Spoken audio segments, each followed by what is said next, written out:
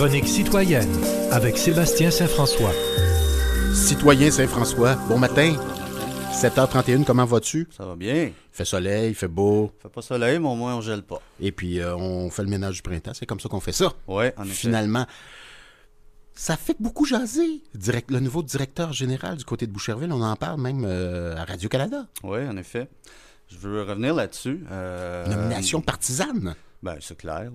Moi, j'ai parlé avec plusieurs personnes au fil de la dernière semaine, là, qui ont travaillé dans le milieu municipal, qui travaillent dans le milieu municipal ou qui connaissent très bien le milieu municipal. Il n'y a personne qui m'a dit que ça tenait la route, cette affaire-là. Donc, on rappelle les faits. Donc, les faits, c'est que M. Jean Martel, maire de Boucherville, a embauché son ancien agent officiel de parti politique pour occuper la fonction de directeur général de la ville de Boucherville, et ce, sans aucun concours, sans l'évaluation d'aucune autre candidature. Cette semaine, justement, le journaliste Thomas Gerbet fait reportage là-dessus sur le site de Radio-Canada. Et il a interviewé deux personnes qui s'y connaissent en la matière, donc pour expliquer un peu, donner un point de vue d'expert, si on veut. Donc, il a parlé à Mme Caroline Andrew, qui est directrice du Centre d'études en gouvernance de l'Université d'Ottawa. Pour elle, c'est clair, c'est un manque flagrant de jugement de la part du maire et du conseil. Je mets le conseil parce que cette décision-là a été entérinée par l'ensemble des conseillers municipaux. Donc, c'est un manque flagrant de jugement, et elle confirme ce que moi je dis depuis la semaine dernière, que bien des gens disent, c'est qu'il doit y avoir une séparation entre le pouvoir politique et le pouvoir administratif. Il a également parlé à Danielle Pilette, qui est professeure de l'UQAM spécialisée en gestion municipale. Elle voit clairement un conflit d'intérêts. Donc, pour elle, tout élu qui a eu M. Maisonneuve comme agent officiel aurait dû s'abstenir de voter, du vote. Par contre, tout le conseil municipal étant issu du même parti politique, on ne pouvait pas s'abstenir du vote. Qu'est-ce qu'on dit du côté de la ville de Boucherville à cet égard-là? M. Martel, son argument se résume à le même argument qu'il a donné, qu'on a pu lire initialement. C'est que lui cherchait quelqu'un qui connaissait sa plateforme politique et qui s'inscrivait dans cette plateforme-là. Et on le cite dans l'article de Gerbet, on dit « On savait que les gens nous feraient des critiques et on s'est dit que dans la balance, ça valait quand même la peine de le prendre. » Ça se limite à ça, son argument.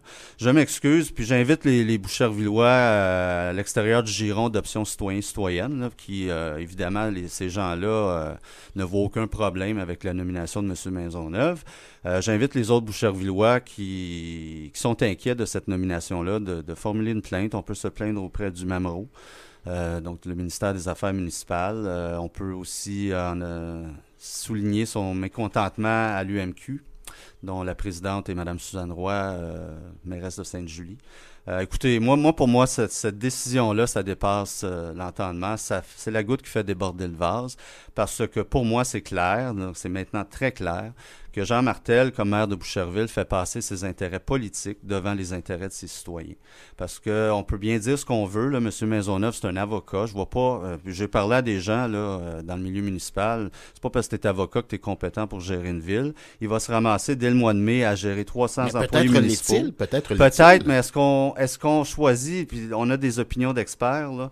Il n'y a pas eu de concours, il n'y a pas eu d'évaluation d'autres candidatures parce que M. le maire trouve ça trop fastidieux. Et on parle d'un poste rémunéré à 190 000 $ par année. On parle d'un poste... Payé avec les taxes, bien sûr, des contribuables. Là. Avec de l'argent public. On parle d'une personne qui est responsable de 300 employés municipaux, d'un budget de 108 millions de $.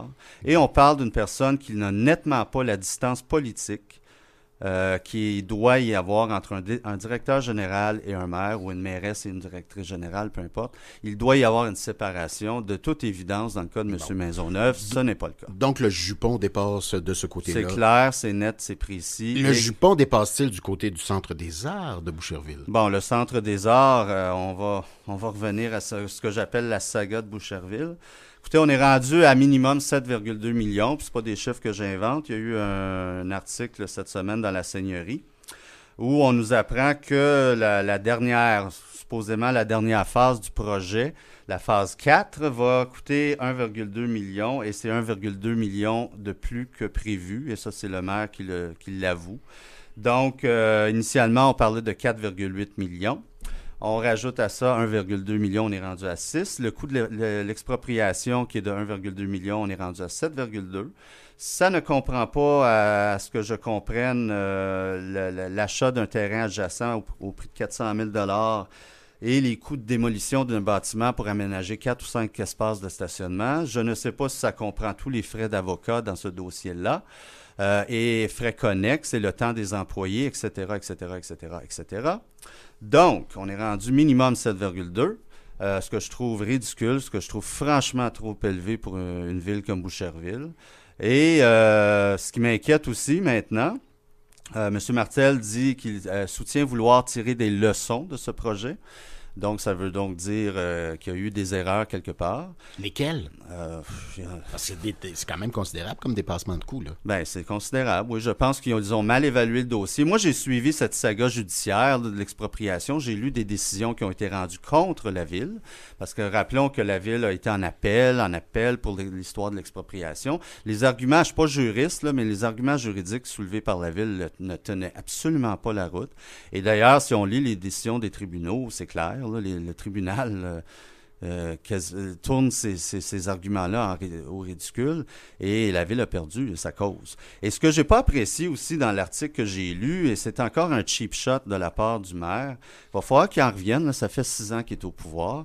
Il soutient avoir hérité de la décision de l'administration précédente. Je m'excuse, mais l'administration précédente, oui, avait entamé des procédures d'expropriation parce que ce bâtiment-là était dans un état pitoyable. Il y avait des échanges de drogue, il y avait toutes sortes d'activités illicites qui se passaient. Ils ont décidé d'exproprier.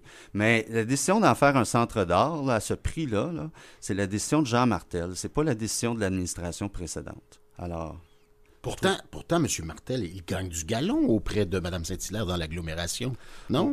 Ben, ça a l'air. En tout cas, je sais pas. Je vais revenir là-dessus la semaine prochaine. J'ai eu l'occasion cette semaine de parler avec quelqu'un qui est bien placé, là, bien au fait de ce qui se passe au niveau de l'agglo. Et on se rappellera là, qu'en décembre dernier, l'automne dernier, les trois des quatre maires des Villiers, donc les maires de Brossard, de Saint-Lambert et de Saint-Bruno, étaient sortis sur la place publique en affirmant que l'agglo aurait coûté à l'ensemble des Villiers environ 40 millions de dollars de trop au cours des 7 dernières années. Et M. Martel, lui, avait viré capot un peu à la dernière minute. Avant l'adoption du budget. À l'origine, il devait faire partie de ce l'origine, il faisait partie du front, du front commun, là. Donc, il était en accord avec parce qu'il y a eu des études qui ont été menées, là. Les Villiers n'ont pas sorti ça d'un chapeau, le chiffre de 40 millions. Il y a eu des études qui ont été menées, des études sérieuses. Et donc, M. Martel avait changé de chapeau à la dernière minute. Donc, je vais revenir là-dessus la semaine prochaine. C'est fort intéressant. Donc, une source sûre. Oui, très sûre. Que je vais taire, bien sûr. Ben oui, j'espère bien pour lui. Ben merci beaucoup. On va s'en reparler la semaine prochaine. Oui, certainement. Merci beaucoup. Nous, on s'en va en musique. 7h40 par la suite. La circulation. Vincent Vallière.